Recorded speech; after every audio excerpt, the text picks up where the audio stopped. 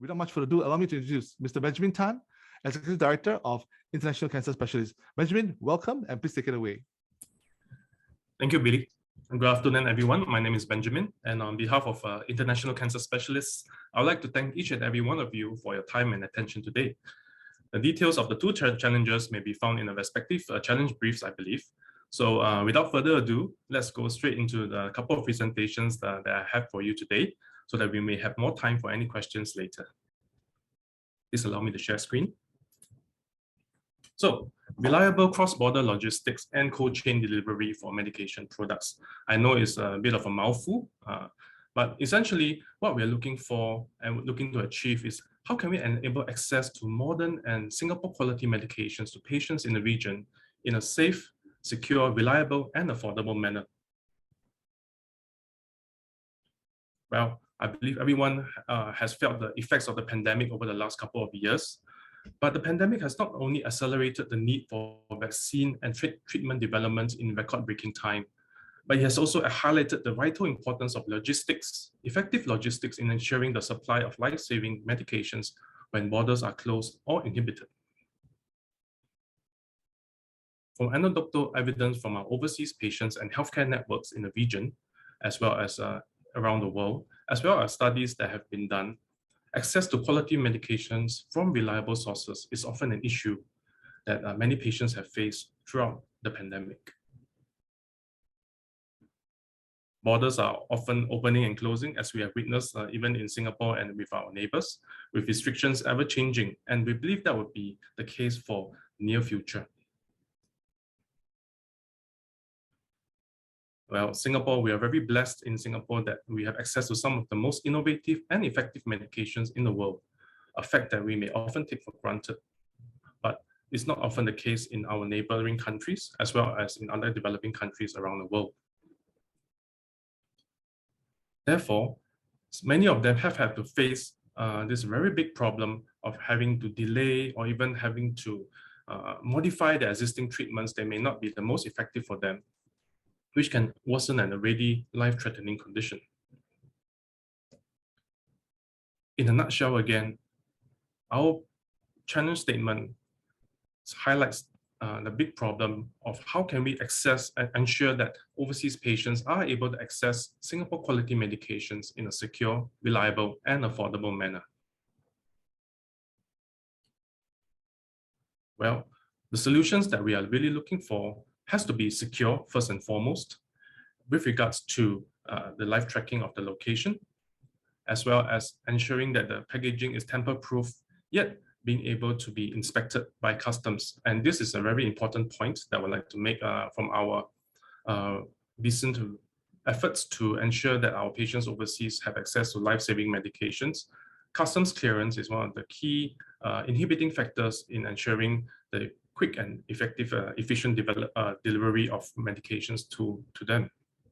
So being able to allow customs to really take a good look at what we are trying to deliver, and having them understand that these are life-saving medications and not just any other vitamins or medications that patients can wait for, is of utmost importance as well. These proposed solutions have to be reliable because, again, especially with regards to cold chain medications, every temperature drop, even every centigrade drop or even increase throughout the entire transport process may cause the medications to really spoil or not be in ideal or optimal condition when they reach the patient. Again, any innovations that can help to minimize delays from the customs side of things, perhaps through even advanced customs clearance or notifications of what is in the package in a clear and effective manner, will be very welcome. Finally, we are really looking for solutions that has to be affordable and scalable. In our experience throughout the pandemic, the cost of even delivering a small package to a neighboring country like Laos or Cambodia can easily exceed over $1,000 one way for a small package. And that's something that is really can be prohibitive to many of our patients overseas because they need these medications on a regular basis. However, this high cost is understandable because many a time these cold chain medications have to be delivered by hand. So literally, a courier has to take the next flight available to the neighboring country and deliver it by hand to the patient himself. And that's why any innovation in ensuring the reliability and the security of this packaging will be very useful in lowering the cost. Finally, we are looking at the scalability of these solutions, especially if there is market acceptance. We would like to scale this rapidly across the region if possible. So what is in for our partners? Of course, there is the prize money, $60,000 for each winner of the challenge. But beyond that is really access to IMDA expertise, resources, and facilities in developing the prototype, as well as domain experts from the respective fields in logistics and medications. We will also work closely with our partners, selected partner, to really ensure the effective and successful development of the prototype as well, because we take this very seriously and we have keen interest in ensuring that this prototype will be successful in delivering what we intend to do so. With regards to the evaluation criteria, there are 4 generally: fit, readiness, advantage, and the company profile. The solution fit obviously has to what extent does this solution fit what we intend to solve. And it does not have to be a perfect fit. Of course, we understand, and also as an entrepreneur myself, I understand that it's very unlikely that at the one start or at the very first prototype we will be able to find a perfect fit. But really, we're really looking at what is proposed solution and how it may be adjusted, amended, and improved along the way, so that it's of best fit, of optimal fit for the to solve the problem. Solution readiness: how ready is the product solution ready to go to the market and scale? Again, although this is of importance as well, we know that this will not happen overnight. But really, we're really looking at what is the solution proposed, what is the vision for the solution, and how can it really be marketed and scaled in a effective manner over in a relatively short period of time. Advantage: of course, we're really looking for solutions, proposed solutions that would have a keen competitive advantage over the rest. Again, any competitive advantage has to be cost efficient. And when we talk about innovation, it really has to be something that it doesn't have to be really reinvent the wheel, so to speak. But again, anything that will be able to be implemented in an effective manner and will be able to resolve the problem statements that we have previously discussed will be wonderful. And finally, we're really looking at a company profile that has experienced and qualified people, experts, that will be really be of a wonderful, will be of a contribution to us as a company, because again, we are not experts in the realm of logistics, and we're really looking neither are we even in delivery of healthcare medications. So we are really looking for partners that will be able to augment our efforts and our services and our skill sets in order to achieve our vision. Again, just to reiterate the deadline talked about by Billy at the very beginning, the deadline will be 28th of January 2022. So that gives about a month and a half away for any solutions to be proposed. And yeah, we'll be happy to answer any queries and questions from the audience now. Thank you. Okay, thank you very much, Benjamin. I can see the questions already flooding in for this challenge, so let's get ready to answer them. But basically, thank you very much for sharing about this very, very interesting cross-border cold chain logistics issue. And I'm gonna basically kickstart the question and answer right now by going through the first few questions from the floor. Okay, this one comes from Anonymous and it says, when going through customs, right, what are the chances that fluid-based infusion drugs will be opened by the inspection officers? Benjamin, would you like to answer this?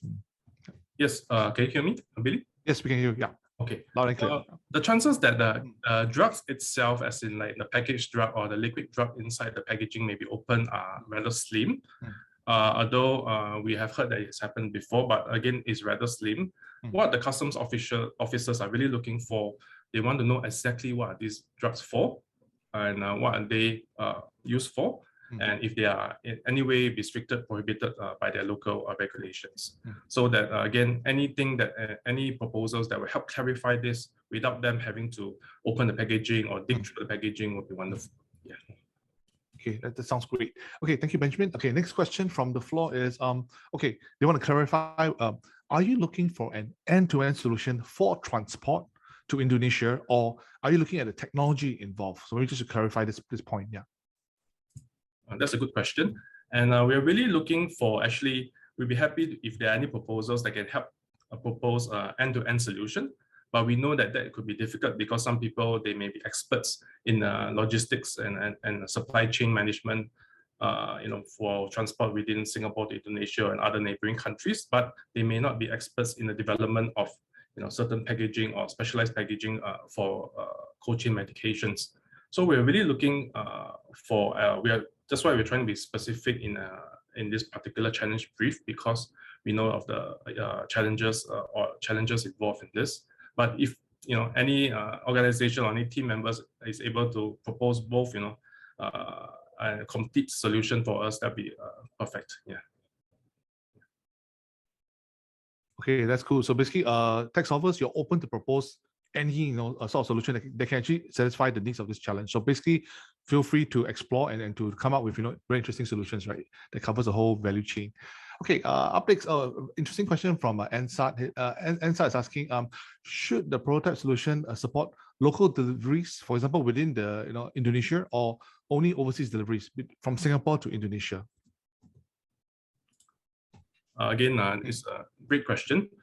I think any prototype solution, if you are able to deliver anywhere within Indonesia, one of the most difficult countries in the world to have end-to-end delivery or supply chain management for, in my understanding, that'd be wonderful. But right now, we are really looking at overseas deliveries for now, Singapore to Indonesia. But we believe that any innovative or any solutions proposed can be used within, a local, the local context like Indonesia as well. Yeah.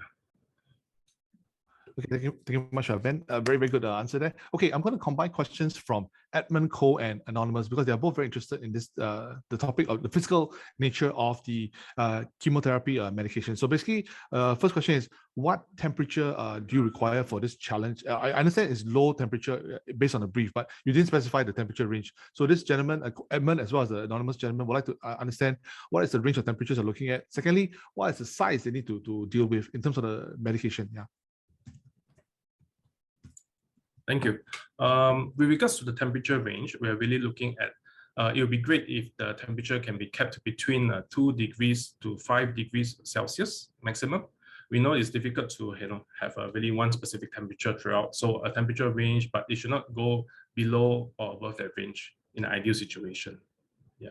With regards to the size, I believe we are really looking at this point in time, ensuring that drugs in perhaps like that will be able to fit in a package that will be able to fit, as an analogy, 6 Panadol boxes, regular size Panadol boxes would be great. Yeah, at this point in time. Yeah, so small, but not tiny. So yeah, that's a regular carton size. Yeah. Okay, that's a very good analogy, the Panadol boxes. Thank you, Van. Okay, up next, question from the floor again. This is from Anonymous. Is tracking needed 24/7 or just when mobile 4G coverage is available?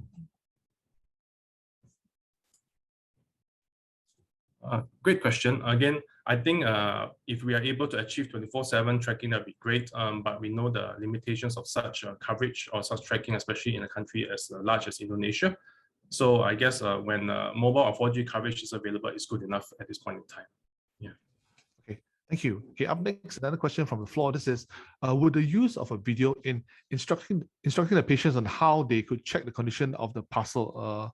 I suppose the person asking whether they will need to include a video that instructs the patients how to track the condition of the medication in transit. Yeah.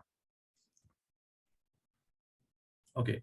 I believe that I guess a simple solution from anecdotal evidence or feedback from our patient is that they are asking when is our package arriving, where is it exactly. So I guess one of the key concerns that they always have is it stuck at customs? So that is a key question, and that's why I've focused and highlighted the need that customs clearance be facilitated as far as possible.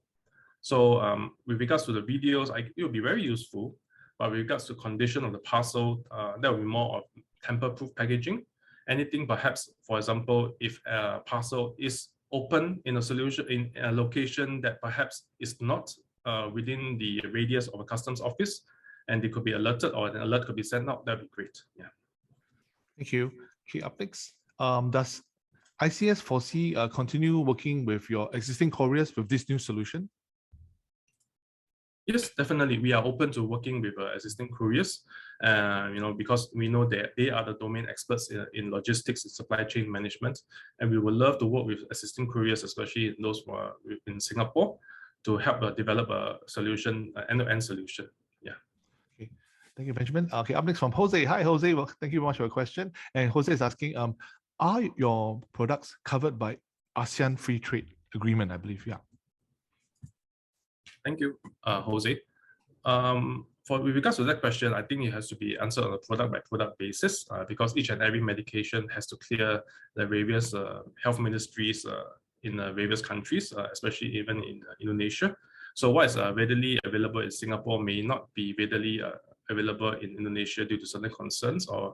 But again, we have to ensure that all our products have to be, of course, approved by the health ministry in Singapore. And generally, from what we see, if a medication or product is readily available or readily in use in Singapore, other countries in the region often have very little or no issues accepting it as well. Thank you, Benjamin. Okay, up next from Edmund. Thank you, Edmund. I love your questions. Edmund is asking, would a TSA log work for you for customs inspection? That's a great question, Edmund. Actually, I was thinking of that analogy when I was thinking of a package that can be easily opened by customs, but yet still be tamper-proof, just like how our luggages, right? When we go to the US, for example, we always have to use the TSA lock for the customs and borders control to really check our luggage for any contraband, etc. Yet, they don't have to break open the locks, right? Only they have the key to open it. And I think if something could be developed along that line, that'd be wonderful and truly innovative as well. Yeah. Okay, thank you. Benjamin, I'm going to combine questions from Henry Tan and Jose because they're asking about roughly the same range of questions. Basically, Henry's asking, do you still need personal couriers for this system? And then Jose is asking, can we use Grab or Lazada? So what do you say to this too? Yeah. Okay, thanks for the questions again. Personal couriers. I believe that when we talk about personal couriers, it could be, someone have to hand deliver something all the way from Singapore to Indonesia? If we could avoid that as far as possible, that would really help cut down the cost because we believe that is actually one of the key contributors to the high cost of such systems as well. And using Grab, Lazada, perhaps Gojek, or whoever, we're always open to that. And they are the domain experts. They have the infrastructure, and if we could avoid trying to reinvent the wheel as far as possible, we believe we could have a solution that would be readily applicable as well. Yeah. Okay, well, great answer there, Benjamin. And I do hope that if you have friends who are from Grab or Lazada in the audience today, please take note of this, all right? A great opportunity here. Okay, great. One more question for Benjamin for this topic, and it's from Anonymous again. And is there a requirement for speed for delivery, or do we just have to manage the cold chain until it's delivered? What do you say to this, Benjamin? No. Okay, I believe the question would be which is more important, speed of delivery or the cold chain management? For this current challenge, cold chain management, ensuring the proper temperature control of the goods and the service or the medication products that we deliver is more important for us than speed at this point in time, because that is a greater challenge. Because ensuring the optimum condition of the medications and the products that we deliver is more important for us. Takes precedence over speed at this point in time. Of course, speed is important, but if you're looking for one and the two, one would be ensuring the optimum temperature control. Two would be delivery or speed of the delivery. Yeah. Thank you, Benjamin. We do have one more question on the floor, and this comes from Edmund again. And I would like to maybe address this as well. But his question, I'm not sure whether it's relevant, but it says, where do we send demo units to? So, Ben, I don't know whether we want to get Edmund to clarify on this. Where do we send demo units to? I think it's probably if they perhaps Edmund has already developed a prototype or something in development, but I believe the IMDA, I mean, we still have to work within the sphere and structure of the OIP for this purpose. So I believe more details can be found on the portal. Yeah.